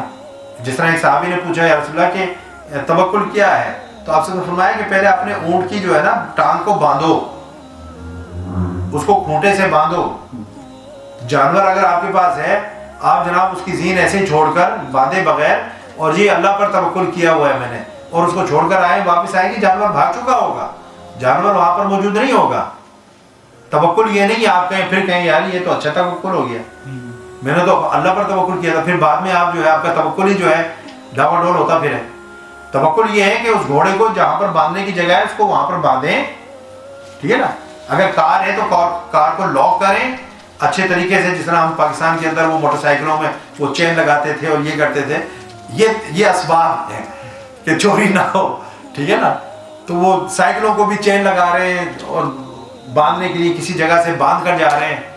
ابھی میں نے کل ایک وہ تصویر دیکھی تو سینیٹائزر کو بھی انہوں نے جو ہے اس کے اندر وہ بند کیا ہوا ہے، وہ بیچارے اس کا وہ منڈی جو ہے اس کی سینیٹائزر کی باہر نکلی ہوئی ہے، پورا سینیٹائزر اس کے اندر باکس کے اندر اور لاک لگا ہوا ہے. یہ ہے اسباب، کیونکہ ہماری ایمانداری تو ایسی ہی ہے نا، کویشچن مارک ہے ہمارے پاکستانیوں کی ایمانداری. تو وہاں پر جو اگر آپ سینیٹائزر رکھیں گے تو بندہ جو اٹھا کر لے جائے گا، یہ نہیں دیکھے گا کہ بھئی یہ سینیٹائزر لوگوں کے لیے استعمال کے لیے رکھا گیا ہے تو صرف استعمال کرو، وہ پورے سینیٹائزر اٹھا کر لے جائیں گے. تو اس لیے انہوں نے جو ہے اسباب بروئے کار لائے اور اس کو ایک باکس بنا کر اس کے اندر سینیٹائزر رکھ کر اس کو لاک لگا دیا، اب صرف اس کو استعمال کرو. یہ ہے توکل. تو پاکستان میں تو اس طرح کا توکل چاہیے. اللہ. پھر جو ہے اللہ تعالیٰ فرما رہا ہے کہ ان ینصرکم اللہ فلا غالب لکم، اگر اللہ تمہاری مدد فرمائے تو تم پر کوئی غالب نہیں آ سکتا. یہ کیسے ممکن ہے کہ اللہ کی مدد ہو، اللہ کی حمایت ہو، اللہ تمہارا کارساز ہو اور کوئی اور تم پر غالب آ جائے؟ لیکن اللہ مدد کو فرماتا ہے جب وہ شرائط پوری کی جائیں. ان کنتم مؤمنین، جب تم ایمان والے ہو، ٹھیک ہے نا، تب تم کامیاب ہوگے، تب اللہ کی مدد آئے گی. اگر تم ایمان کے معیار پر پورا اتر، ہم کہتے ہیں جی ہم بھی تو مسلمان ہیں، ہم بھی تو مومن ہیں، تو بھی مدد کیوں نہیں آ رہی؟ اس کا مطلب کیا ہے؟ ہمارا ایمان اس درجے کا نہیں ہے. اللہ ہمیں جس طرح کا مومن دیکھنا چاہتا ہے اس طرح کے مومن ہم نہیں ہیں، ٹھیک ہے نا. کیونکہ اللہ کا وعدہ جو ہے وہ سچا ہے، وہ جھوٹا نہیں ہے. اس نے کہا تم اگر مومن ہو، مومن سچے بن جاؤ تو میں مدد تمہاری کروں گا. اب مدد نہیں آ رہی تو اس کا مطلب کیا ہے کہ ہم مومن نہیں ہیں. زبان سے کہہ بھی دیا لا الہ تو کیا حاصل، دل و نگاہ ہم مسلمان نہیں تو کچھ بھی نہیں، ٹھیک ہے نا. یہ زبان سے صرف کہنے سے نہیں بات بنتی. اب جو ہے آگے کیا ہوا کہ ایک جنگ کے اندر حضور نبی اکرم صلی اللہ علیہ وسلم بنیادی طور پر ایک چادر تھی، جی ایک چادر، شیٹ، شال، وہ مال غنیمت میں سے وہ شال جو تھی وہ کہیں مس پلیس ہو گئی، گم ہو گئی، ٹھیک ہے نا. اب جو منافقین تھے نا انہوں نے یہ کہا کہ یہ شال جو ہے وہ رسول اللہ صلی اللہ علیہ وسلم نے لے لی ہے. یعنی الزام جو دیکھو منافقوں کے حال حضور نبی اکرم صلی اللہ علیہ وسلم پر، یعنی یہ چوری کا نعوذ باللہ اور غبن ہو گیا نا، یہ تو ہمارے غنیمت میں سے جو ہے تو غبن کا جو ہے انہوں نے الزام لگا دیا، ٹھیک ہے نا. اور بعض جو مسلمان تھے انہوں نے یہ سوچا کہ شاید حضور نبی اکرم صلی اللہ علیہ وسلم کا اختیار ہے، مالک ہیں، اللہ کے نبی ہیں، وہ جو چاہیں اپنے لیے رکھ لیں، جو چاہیں جو ہے تقسیم کر دیں، اس طرح کا جو ہے. تو منافقین نے تو ڈائریکٹ جو ہے وہ ایک الزام ہی لگا دیا. اور کچھ ایسے بھی تھے جن کے ذہن میں یہ خیال آیا کہ شاید حضور نبی اکرم صلی اللہ علیہ وسلم نے اپنے استعمال کوئی غلط انٹینشن کے ساتھ نہیں، ان کی اتھارٹی کو تسلیم کرتے ہوئے کہ آپ نبی ہیں، رسول ہیں، اللہ نے آپ کو اس چیز کا اختیار دیا ہے. تو لیکن بہرحال یعنی کہ بغیر بتائے تو حضور نبی اکرم صلی اللہ علیہ وسلم اپنے لیے نہیں رکھیں گے، ٹھیک ہے نا. نہ آپ جو ہے، آپ تو اس دور میں جب ابھی آپ نے نبوت کا اعلان نہیں کیا، آپ نے ابھی بعثت نہیں ہوئی، اس وقت بھی آپ اپنی جو ہے امانت داری اور اپنے صدق کی وجہ سے صادق اور امین، یہ جو آپ کے لقب تھے، ٹائٹلز تھے، آپ سچ بولتے تھے ہمیشہ، اور ہمیشہ آپ نے امانت داری کا جو مظاہرہ کیا. حضرت خدیجہ الکبریٰ رضی اللہ تعالی عنہا نے جب یعنی کہ حضور نبی اکرم صلی اللہ علیہ وسلم کو شادی کا، نکاح کا جو پیغام نہیں بھیجا تھا، اور آپ صلی اللہ علیہ وسلم ان کے کارواں کو لے کر جاتے تھے ٹریڈ کے لیے شام، اور پھر وہاں سے جو ہے لے کر آتے تھے، تو کافی یعنی کہ منافع ہوتا تھا. تو جب حضرت خدیجہ الکبریٰ رضی اللہ تعالیٰ عنہ کا ذہن بنا کہ حضور نبی اکرم صلی اللہ علیہ وسلم کی طرف رجحان ہوا، مائل ہوئی، تو انہوں نے اپنے غلام میسرہ کو جو ہے اس کام پر لگا دیا کہ اب ان کے ذرا احوال کو دیکھو. ویسے تو آپ مشہور تھے مکہ کے اندر، لیکن ایک تاجر کی حیثیت سے، ٹھیک ہے نا، کیونکہ ہر جگہ پر آپ کی پوزیشن، آپ کی سچویشن تبدیل ہو جاتی ہے. ہو سکتا ہے آپ دوست آپ کسی کے بہت اچھے ہوں لیکن باپ جو ہے اچھے نہ ہو، یا بھائی اچھے نہ ہو. آپ نے دیکھا ہوگا دوستوں میں دوست گواہی دیتے ہیں، یار یہ تو یاروں کا یار ہے، اس جیسا تو دوست کوئی نہیں ہے، لیکن بھائی سے پوچھیں تو وہ کہے گا کہ یار اس جیسا کمینہ بھائی کوئی نہیں ہے یعنی. تو یعنی کہ سچویشن جو ہے، میں کہتا ہوں کہ تبدیل ہونے سے جو ہے فرق پڑ جاتا ہے. تو حضور نبی اکرم صلی اللہ علیہ وسلم اوور آل جو ہے آپ دیکھیں ان کی زندگی ساری جو ہے کہ کفار خود کہتے ہیں صادق ہیں، امین ہیں. حضرت خدیجہ الکبریٰ بھی اسی معاشرے کے اندر رہتی ہیں، وہ بھی سارا کچھ جو ہے جانتی ہیں. تو انہوں نے میسرہ کو جو ہے کہ حضور نبی اکرم صلی اللہ علیہ وسلم ایز اے تاجر جو ہے ان کی کیا یعنی کہ مشاغل ہوں گے، کس طرح سے ڈیلنگ ہوگی، کس طرح سے جو ہے وہ بیہیو کریں گے، کس طرح سے، تو وہ ایک اپوائنٹ کر دیا نا. تو میسرہ جو ہے اب یعنی کہ حضور نبی اکرم صلی اللہ علیہ وسلم کے ساتھ ساتھ ہیں، اب جو بھی یعنی کہ ٹریولنگ ہو رہی ہے، رک رہے ہیں، جو کچھ بھی معاملات ہو رہے ہیں، وہاں گئے ہیں، منڈیوں کے اندر سامان بیچا ہے، وہاں سے لیا ہے، واپس آئے ہیں. تو مقصد یہ کہ میسرہ نے آ کر جو یعنی کہ رپورٹ دی ہے ایک طرح سے کہ بھئی حضور نبی اکرم صلی اللہ علیہ وسلم ایز اے تاجر بھی، کہ آپ نے کبھی جو ہے رتی برابر بھی جو ہے جس کو کہتے ہیں نا کہ امانت میں خیانت نہیں کی، بے ایمانی نہیں کی، سودا کھرا ہمیشہ جو ہے بیچا، صاف ستھرا جو ہے بیچا. ایسا کہ گندم ہے، اگر ایک طرف گیلی گندم ہے کوالٹی ایک ہی ہے اور ایک طرف خشک ہے، تو جو گیلی گندم ہے اس کے پرائز کم ہیں اور جو خشک گندم ہے اس کے پرائز زیادہ ہیں. کسی نے پوچھا تو فرمایا کہ یہ گیلی ہے، کوالٹی دونوں کی ایک ہے، لیکن گیلی ہے جب تولی جائے گی تو یہ کم تلے گی، ٹھیک ہے نا، بھاری ہو گئی نا، تو اس لیے اس کی پرائز کم ہے. اور یہ خشک ہے، جب یہ تلے گی تو یہ زیادہ تلے گی، یہ زیادہ دانے بندے کے پاس جائیں گے، اس لیے اس کی پرائز کم ہے، اس کی پرائز زیادہ ہے. بات ہوئی نا. تو پھر حضرت خدیجہ الکبریٰ رضی اللہ تعالیٰ عنہ نے جو نکاح کا پیغام، تو حضور نبی اکرم صلی اللہ علیہ وسلم کی ذات اور آپ کی صفات تو یعنی کہ بچپن سے ہی وہ ایسی تھیں کہ اس کے اندر کوئی غل، کوئی یعنی کہ بے ایمانی نعوذ باللہ یا کوئی جو ہے اس طرح کی چیز نہیں تھی. تو اللہ تعالیٰ جو ہے اس اشکال کا یا اس یعنی کہ الزام کا اور اس تہمت کا جو منافقوں نے حضور نبی اکرم صلی اللہ علیہ وسلم پر لگائی، اس کا اللہ تعالیٰ خود جواب دے رہا. اب دیکھیں نا، حضور نبی اکرم صلی اللہ علیہ وسلم جواب دیتے تو یہ تو اپنی صفائی ہے نا، بندہ اپنی صفائی، تو بندہ ہر شخص کہے گا کہ ہر شخص ہی اپنی صفائی دیتا ہے، ٹھیک ہے نا. لیکن اللہ تعالیٰ حضور نبی اکرم صلی اللہ علیہ وسلم کے کردار کی صفائی دے رہا ہے، اور ان کو بھی پتا تھا کہ قرآن جو ہے اللہ کا کلام ہے. یہ بات جو ہے ان کو اچھی طریقے سے معلوم تھی. الذین آتیناہم کتاب یعلمون انہ منزل من ربک، یہ جو کتاب پڑھتے ہیں نا یہ ان کو معلوم ہے کہ یہ جو کتاب ہے یہ حق ہے اور یہ اللہ کی طرف سے منزل من اللہ ہے، یہ اللہ کی طرف سے نازل شدہ ہے۔ تو اس لیے اللہ تعالیٰ نے، چونکہ ان کا عقیدہ تو تھا، وہ مانتے تو تھے، بے شک بلیو نہیں کرتے تھے، لیکن ان کے علم میں یہ بات تھی، تو اللہ تعالیٰ نے پھر اس کو قرآن کی آیت بنا دی۔ الزام ادھر سے لگا، اللہ تعالیٰ نے قرآن کی آیات نازل فرما دی۔ کیا؟ وَمَا كَانَ لِنَبِيٍّ أَن يَغُلَّ، اور کسی نبی کی نسبت یہ گمان ہی ممکن نہیں کہ وہ کچھ چھپائے گا، کسی نبی۔ اب یعنی کہ حضور نبی اکرم صلی اللہ علیہ وسلم کے ساتھ یہ معاملہ ہوا، اور اللہ تعالیٰ نے سارے جتنے بھی نبی 1,24,000 تھے، سارے نبیوں کی جو ہے عصمت کی گواہی دے دی، ان کی پاک بازی کی گواہی دے دی کہ یہ تو بڑے ذی شان نبی ہیں، سارے نبیوں کے سردار ہیں، کسی نبی کی یہ شان نہیں کہ وہ اس طرح کا معاملہ کرے، اور کسی نبی کی نسبت یہ گمان ہی ممکن نہیں کہ وہ کچھ چھپائے گا۔ وَمَنْ يَغْلُلْ يَأْتِ بِمَا غَلَّ يَوْمَ الْقِيَامَةِ، اور جو کوئی کسی کا حق چھپاتا ہے تو قیامت کے دن اسے وہ لانا پڑے گا۔ حدیث پاک میں آتا ہے اگر کسی نے کسی کا اونٹ جو ہے وہ چرایا، چھپایا، اس میں خیانت کی، ٹھیک ہے نا، تو وہ اونٹ جو ہے قیامت کے دن اس کے گلے کے اندر لٹکا دیا جائے گا توق بنا کر، اور وہ اس کو جو ہے، اور اس کو اللہ تعالیٰ سر عام رسوا کرے گا، اس بندے کو سب کو دکھائے گا کہ یہ وہ بندہ، کیونکہ اس نے وہ چھپ کر کیا تھا نا، وہ چوری کی تھی، غل کیا تھا، بےایمانی خیانت کی تھی، مال غنیمت میں یا کچھ بھی ہو تو چھپ کر کیا تھا۔ قیامت کے دن اللہ تعالیٰ جو، اب دنیا میں تو کسی کو پتہ نہیں لگا کہ کس نے چوری کی،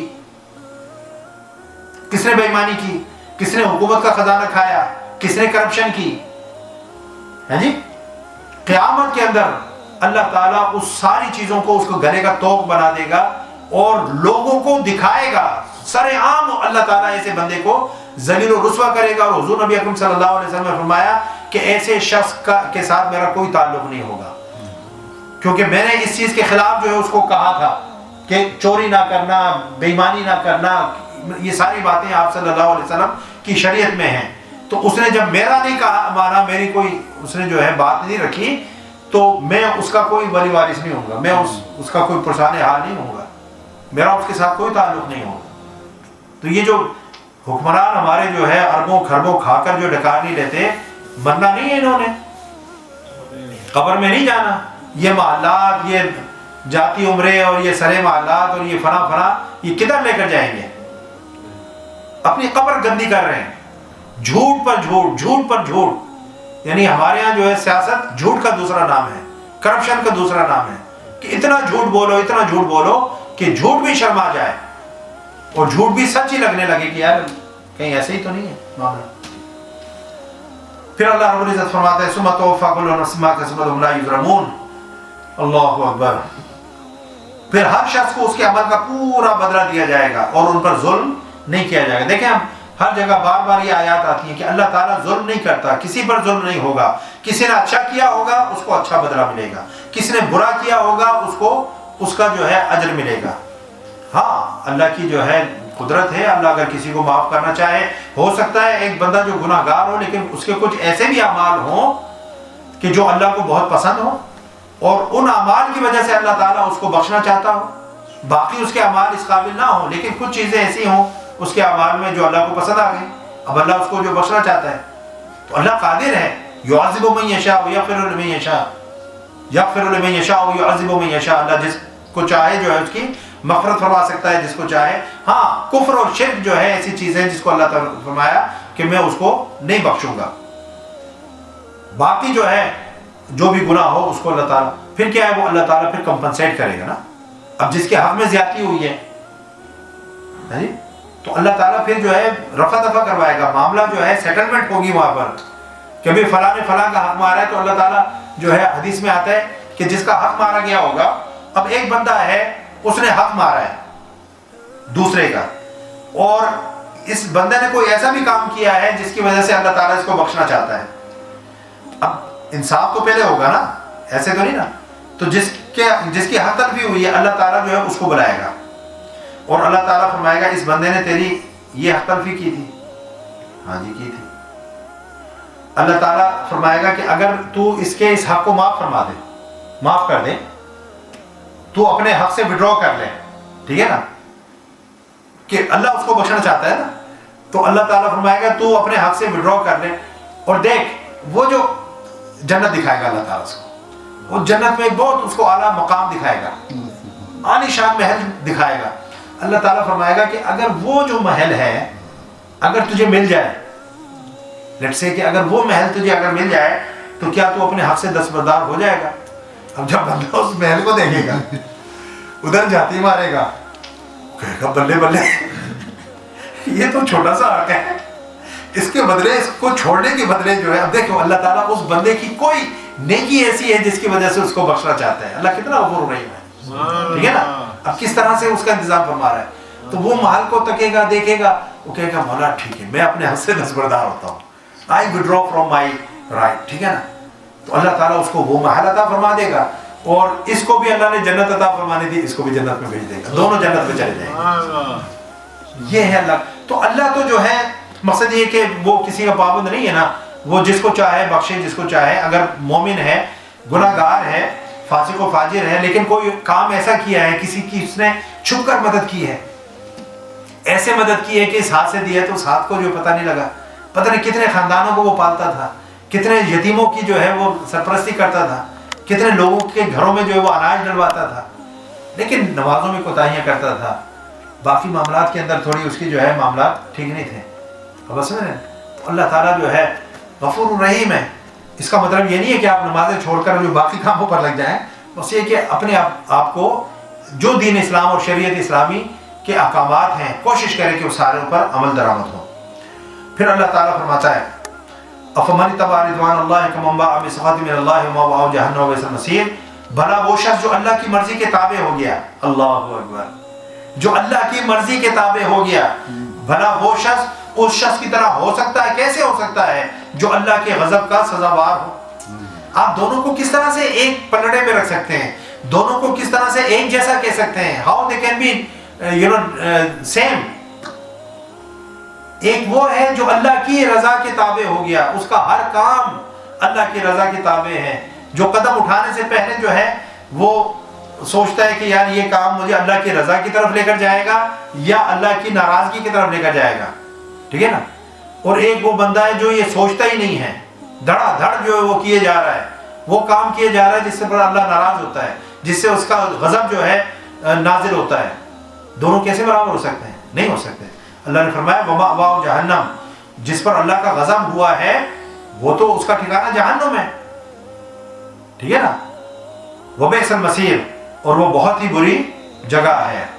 ہم درجات عند اللہ، اللہ اکبر، اور جو اللہ کی رضا کے تابع تھے، ہم درجات عند اللہ۔ اب دیکھیں نا، ہر ایک کا عمل جو ہے وہ ایک جیسا نہیں ہوتا، اس کی کوالٹی ایک جیسی نہیں ہوتی، اس کے اندر جو انٹینشن ہے وہ ایک جیسی نہیں ہوتی، اس کے اندر جو سنسیئرٹی ہے، لوئلٹی ہے ایکشن کے اندر، وہ ایک جیسی نہیں ہوتی، تو پھر درجات ایک جیسے کیسے ہوں گے؟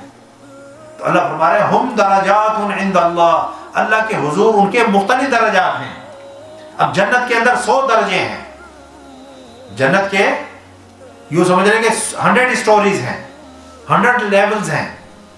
اب انسان اپنے عمل کے اعتبار سے مختلف درجوں میں ہوگا نا، اور آپ سے فرمایا کہ ایک درجے والا دوسرے درجے والے کو اس طرح سے دیکھے گا جیسے زمین سے ہم آسمان کی طرف نظر اٹھا کر دیکھتے ہیں تو ہمیں یہ ستارے نظر آتے ہیں، اتنا فرق ہوگا۔ اس طرح سے منہ اٹھا اٹھا کر جو دیکھیں گے، اچھا یہ فلاں اس درجے میں ہے، اس درجے والے اس درجے والے کو دیکھیں گے، اس طرح سے معاملہ ہوگا۔ تو اللہ نے فرمایا کہ جو اللہ کی رضا کے تابع ہوتے ہیں ان کے بھی درجات جو ہیں وہ ایک نہیں ہیں، وہ بھی مختلف درجات کے حامل ہوں گے۔ ہم درجات واللہ بصیر بما یعملون، اور اللہ ان کے اعمال کو خوب دیکھتا ہے، کیونکہ اعمال کی بنیاد پر ہی تو درجات ہونے ہیں نا، اللہ کی رضا کی بنیاد پر درجات ہونے، تو اللہ تعالیٰ کو معلوم ہے کہ ان کے درجے کا لیول کیا ہے، ایک دوسرے سے کس طرح سے جو ہے ڈیفرینشیٹ کرتا ہے۔ پھر جو ہے اللہ تعالیٰ نے جو ہے حضور نبی اکرم صلی اللہ علیہ وسلم جو اللہ کی سب سے بڑی نعمت ہے، اللہ کی نعمتوں میں سے ایک بہت بڑی نعمت، سب سے بڑی نعمت، کہ اس کارخانہ قدرت کے اندر حضور نبی اکرم صلی اللہ علیہ وسلم سے بڑھ کر اللہ کی نعمت کوئی نہیں ہے۔ اب اللہ تعالیٰ جو ہے کہ بھئی دیکھو، یعنی کہ یہ جان ساری جو تم دکھا رہے ہو، اللہ یعنی کہ اس نے کتنی نعمت جو ہے مومنوں پر کی ہے، کہ اپنا محبوب عطا فرما دیا ہے، اپنا محبوب عطا فرما دیا ہے۔ اب وہ احسان کہ تم ہی جو ہے کوئی یہ نہیں کہ بہت غیر معمولی کام کر رہے ہو، اللہ تعالیٰ نے تم پر کتنا فضل کیا ہے کہ اپنا محبوب نبی جو ہے تمہیں عطا کر دیا ہے، تو یہ تمہارا، اور تمہیں ایمان کی دولت دے دی، ہدایت کا نور عطا فرما دیا۔ اب تمہارا کام بنتا ہے نا کہ اس نبی کا ساتھ دو، اس کے حواری بنو، اس کے جو ہے صحابی بنو، اس کے جانثار بنو، اس کی مدد کرو۔ لقد من اللہ علی المؤمنین، بے شک اللہ نے مسلمانوں پر بڑا احسان کیا، مومنین پر جو ہے بڑا احسان فرمایا۔ کیا؟ اذ بعث فیہم رسولا من انفسہم، کہ ان میں انہی میں سے ایک عظمت والا جو ہے رسول بھیجا، یتلو علیہم آیاتہ، جو ان پر اس کی آیتیں پڑھتا ہے، ویزکیہم، جو انہیں یعنی کہ ظاہر میں بھی پاک اور صاف کرتا ہے، ان کے باطن کو بھی جو پاک اور صاف کرتا ہے، ویعلمہم الکتاب، اور انہیں کتاب کی تعلیم دیتا ہے، والحکمہ، اور حکمت کی تعلیم دیتا ہے۔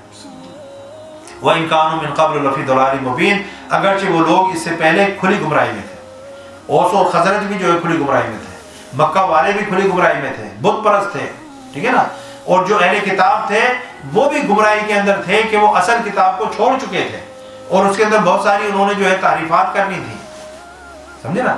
اللہ تعالیٰ نے اس قرآن کے ذریعے سے اور حضور نبی اکرم صلی اللہ علیہ وسلم کے ذریعے سے ان کو نور ہدایت عطا فرمایا، نور ایمان عطا فرمایا، اور اندھیروں سے نکال کر ان کو اجالے کے اندر لے آیا۔ تو یہ اللہ نے فرمایا یہ احسان ہے، ٹھیک ہے نا۔ دیکھو اللہ نے ہمیں زندگی دی، وہ احسان ہی جتنا تھا، اس نے ہمیں سانسیں دی، اس نے ہمیں لباس دیا، ہمیں کھانا دیا، سب کچھ دیا، لیکن جب اپنا نبی دیا تو اللہ تعالیٰ نے جو ہے احسان جترایا، اور علی المؤمنین فرمایا، مومنین پر میرا احسان ہے۔ ویسے تو حضور نبی اکرم صلی اللہ علیہ وسلم کی بعثت پوری کائنات کے لیے ہوئی، بعثت الی خلق کافہ، کہ مجھے تمام مخلوق کی طرف جو ہے قل یا ایھا الناس انی رسول اللہ الیکم جمیعا، انسانیت سے خطاب فرمایا، محبوب فرما دو تمام لوگوں سے کہ میں تم سب کی طرف رسول بنا کے بھیجا گیا ہوں۔ یوں تو حضور یعنی کہ سب کے لیے ہیں، لیکن احسان پھر انہی پر ہے جو ان کو مانتے ہیں، جو ماننے والے نہیں ہیں پھر ان پر احسان کیا، ٹھیک ہے نا، جو آپ کی تعلیمات پر ایمان نہیں رکھتے، جو آپ کی جو ہے نقش قدم پر نہیں چلتے، اس وقت نہیں اپناتے، ان پر۔ پھر اللہ رب العزت فرمایا اولما اصابتکم مصیبۃ قد اصبتم مثلھا، کیا جب تمہیں ایک مصیبت آ پہنچی حالانکہ تم اس سے دو چند دشمن کو پہنچا چکے تھے۔ دو چند کیسے؟ کہ ان کے غزوہ بدر کے اندر، یعنی کہ ہمارے تو غزوہ احد میں 70 شہید ہوئے تھے نا، ان کو دو چند کس طرح سے ہوئی تھی کہ ان کو غزوہ بدر میں 70 ان کے قتل ہوئے تھے اور 70 ان کے قیدی بنے تھے، تو وہ ڈبل ہو گیا نا۔ تو اللہ نے فرمایا کہ حالانکہ تم اس سے 2 گنا دشمن کو جو ہے تکلیف پہنچا چکے ہو، قلتم ان ھذا، تو تم کہنے لگے کہ یہ کہاں سے آ پڑی، یہ مصیبت کہاں سے آ پڑی، کیونکہ ذہن میں کیا تھا کہ یار ہم تو اللہ کے محبوب کے جانثار ہیں، ہمیں تو کیا ہوگا، یعنی اللہ ہمارے ساتھ ہے، ملائکہ ہمارے ساتھ ہیں، تو ہمیں کوئی، ہاں اللہ تعالیٰ جو ہے دکھاتا ہے کہ جب تمہاری صفوں میں کمزوری آئے گی، تمہارے ارادے متزلزل ہوں گے، تمہارے جو ہے عمل کے اندر کوئی کمزوری آئے گی، بے شک اللہ تمہارے ساتھ ہے، بے شک تم اللہ کے محبوب کے جو ہے امتی ہو، سب کچھ ہو، لیکن اللہ پر توکل ذرا سا جو ہے ڈگمگا گیا، اس کے رسول صلی اللہ علیہ وسلم کی حکم عدولی ہو گئی، کہیں پر بھی عمل کے اندر اگر کمزوری آ گئی نا تو پھر اللہ تعالیٰ تمہیں دکھائے گا بھی، صرف فتح کے ہار جو ہے تمہارے گلے میں نہیں ڈلیں گے، کبھی کبھی شکست بھی ہو سکتی ہے، کبھی کبھی نقصان بھی اٹھانا پڑ سکتا ہے، ٹھیک ہے نا۔ تو وہ کہتے تھے قلتم ان ھذا، کہ یہ کہاں سے ہم پر مصیبت آ پڑی کہ ہم اچھی بڑی جیتی ہوئی جنگ جو ہے وہ ہار گئے۔ تو اللہ تعالیٰ فرما رہا ہے قل ھو من عند انفسکم، یہ تمہاری اپنی ہی طرف سے ہے، یہ کہیں سے نہیں آیا، اللہ نے تو شروع میں تمہیں جیت کا نظارہ کرا دیا تھا، ٹھیک ہے نا، دشمن بھاگ گیا تھا، اپنا ساز و سامان چھوڑ کر بھاگا تھا، سرپٹ دوڑ گیا تھا، تو اللہ نے تو وہ فتح دکھا دی تھی تمہیں، جھلک اس کی دکھا دی تھی۔ اب یہاں پر کہہ رہا ہے یہ قل ھو من عند انفسکم، آپ فرما دیں یہ تمہاری اپنی ہی طرف سے ہے، یہ تمہاری اپنی جو شامت اعمال ہے، اگر وہ اجتہادی غلطی نہ ہوتی، وہ حکم عدولی نہ ہوتی، ظاہراً وہ حکم عدولی تھی، کوئی ارادتاً تو انہوں نے نہیں کی تھی، اس لیے وہ گناہ نہیں ہے۔ گناہ کون سی چیز ہوتی ہے؟ گناہ اس حکم عدولی کو کہتے ہیں جس میں ارادہ شامل ہو، آپ کوئی ڈس اوبیڈینس کریں ود انٹینشن، یہ گناہ ہے. اگر کوئی ڈس اوبیڈینس وداؤٹ انٹینشن ہو گئی ہے وہ ڈس اوبیڈینس, لیکن وداؤٹ انٹینشن ہو گئی دیٹ از ناٹ کالڈ سن. اب بات سمجھ رہے ہیں؟ جس طرح آپ نے اگر جان بوجھ کر روزہ توڑ دیا, آپ روزہ ہے تو چلو روزے کی مثال دے دیتے ہیں, جان بوجھ کر آپ نے پانی پی لیا, آپ کا روزہ ٹوٹ گیا اور آپ کو اس کی قضا کرنی پڑے گی اور اللہ کی بارگاہ میں آپ گناہ گار ہوں گے, ٹھیک ہے نا, کوئی آپ کا ایشو نہیں تھا, آپ نے جان بوجھ کر پانی پی لیا. اور ایک یہ ہے کہ آپ نے بے دھیانی کے اندر بھول کر جو پانی پی لیا غیر ارادے, وداؤٹ انٹینشن, یا وداؤٹ انٹینشن ایون یہ کہ آپ نے پوری روٹی کھا لی, آپ کو یاد نہیں رہا کہ آپ روزے سے ہیں, آپ نے کھانا کھا لیا. حضور نبی اکرم صلی اللہ علیہ وسلم نے فرمایا کہ اس کا روزہ نہیں ٹوٹا, اور اس کا پانی پینا ایسے جیسے اللہ نے اس کو پلایا, اس کا کھانا کھانا ایسے جیسے اللہ نے اس کو کھلایا. سبحان اللہ. عمل وہی ہے, لیکن پیچھے انٹینشن اگر جان بوجھ کر پانی پینے کی تھی تو روزہ گیا, اور انٹینشن پانی پینے کی نہیں تھی, بھول کر ایسا ہو گیا, ان انٹینشنلی ہو گیا, تو روزہ بھی سلامت ہے, پی بھی لیا, کھا بھی لیا, اور ایسے جیسے اللہ نے پلایا اللہ نے کھلایا. سبحان اللہ. دیکھیں نہیں اللہ تو ان اللہ علی کل شیء قدیر, کیونکہ انما الاعمال بالنیات, اعمال کا دار و مدار نیتوں پر ہے. اللہ عمل کو نہیں دیکھ رہا کہ روزہ ٹوٹا کہ نہیں ٹوٹا, اللہ نیت کو دیکھ رہا ہے کہ نیت کیا تھی, نیت روزہ توڑنے کی تھی یا بے دہانی کے اندر جو ہے یہ ہو گیا. حضرت آدم علیہ السلام کی اللہ تعالیٰ نے کیا بیان فرمایا, فنسیا ولم نجد لہ عزما, انہوں نے وہ جو کھایا تھا پھل جس سے اللہ نے روکا تھا, فنسیا آدم بھول گئے, ولم نجد لہ عزما, اور ہم نے ان کے دل میں یہ کھانے کا کوئی ارادہ نہیں پایا, وہ کھانا نہیں چاہتے تھے. ان سے بھی اجتہادی غلطی ہو گئی, نبیوں سے اجتہادی غلطی ہو سکتی ہے. تو اللہ نے جو ہے فرمایا کہ یہ کوئی گناہ نہیں, آدم نے کوئی گناہ نہیں کیا, ہاں ارادہ ہوتا تو پھر گناہ ہوتا. اللہ اکبر. پھر اللہ رب العزت ارشاد فرماتا ہے وما اصابکم یوم التقى الجمعان فباذن اللہ وليعلم المؤمنین, اور اس دن جو تکلیف تمہیں پہنچی جب دونوں لشکر باہم مقابل ہو گئے تھے تو سو وہ اللہ کے حکم ہی سے تھی. فباذن اللہ وليعلم المؤمنین, اور یہ اس لیے کہ اللہ ایمان والوں کی پہچان کرا دے, اللہ ایمان والوں کی پہچان کرا دے میدان جنگ کے اندر لڑوا کے کہ مومن کون ہے اور بھاگنے والے. یہ بھاگنے والے نہیں جو اس وقت جو جب پیچھے سے حملہ ہوا تو دوڑے تھے تھوڑے ٹائم کے لیے, وہ جو عبداللہ بن ابی جو ہے وہ 300 لوگوں کو لے کر جو دوڑ گیا تھا, ان کی بات ہو رہی ہے. تو دیکھیں وحی کے ذریعے سے ان کی نشاندہی نہیں کروائی, بلکہ میدان جنگ کے اندر وہاں اس مقام پر اس اسپاٹ پر لا کر, تاکہ جو ہے یہ نہ ہو کہ مومنین جو ہے دل میں سوچیں کہ یار یہ بندے تو ویسے ظاہر جو, یا وہ کہیں کہ جی ہم تو ٹھیک ہیں, یہ تو اللہ نے جو ہے ہمیں ڈکلیئر کر دیا منافق, ورنہ ہم تو منافق نہیں ہیں, ہم تو تمہارے ساتھ مخلص ہیں, فلاں ہیں, یہ وہ ہیں. یا مسلمان کہیں کیونکہ آپس میں اکٹھے رہتے تھے کہ یار ہو سکتا ہے کہ یہ جو ہے ویسے لگتا تو نہیں ہے, ہم جس طرح بعض اوقات کہتے ہیں یہ بندہ لگتا تو نہیں ہے. اب جب سامنے دیکھا کہ یہ سامنے جو ہے چھوڑ کر جا رہے ہیں, اب کوئی کہنے کی گنجائش رہ گئی کہ لگتا تو نہیں ہے, تو اللہ نے ڈومیسٹریٹ کروا دیا, پریکٹیکلی جو ہے ان کو اس اسپاٹ پر لا کر ان کو ڈسکلوز کر دیا, ایکسپوز کر دیا, اور ان کا نفاق بالکل کھل کر سامنے آ گیا. اب بولے تو اللہ نے فرمایا تاکہ ہم ایمان والوں کی پہچان کروا دیں, وَلِيَعْلَمَ الَّذِينَ نَافَقُوا, اور ایسے لوگوں کی بھی پہچان کرا دیں جو منافق ہیں. وَقِيلَ لَهُمْ تَعَالُوا قَاتِلُوا فِي سَبِيلِ اللَّهِ وَادْفَعُوا. چلیں یہ پھر انشاءاللہ جو ہے کل سے ہم یہاں سے جو ہے شروع کریں گے. آج ہم نے اللہ تعالیٰ کی فضل و کرم سے آیت نمبر 166 تک کا بیان مکمل کیا ہے. سورہ آل عمران آیت نمبر 166 تک کا بیان مکمل کر لیا. انشاءاللہ کل ہم آیت نمبر 167 سے اپنی گفتگو کا آغاز کریں گے. اللہ تعالیٰ ہم سب پر کرم فرمائے, اللہ تعالیٰ ہم سب کو قرآن فہمی عطا فرمائے اور قرآن سے محبت عطا فرمائے. وما علیہ الا البلاغ. السلام علیکم ورحمۃ اللہ وبرکاتہ.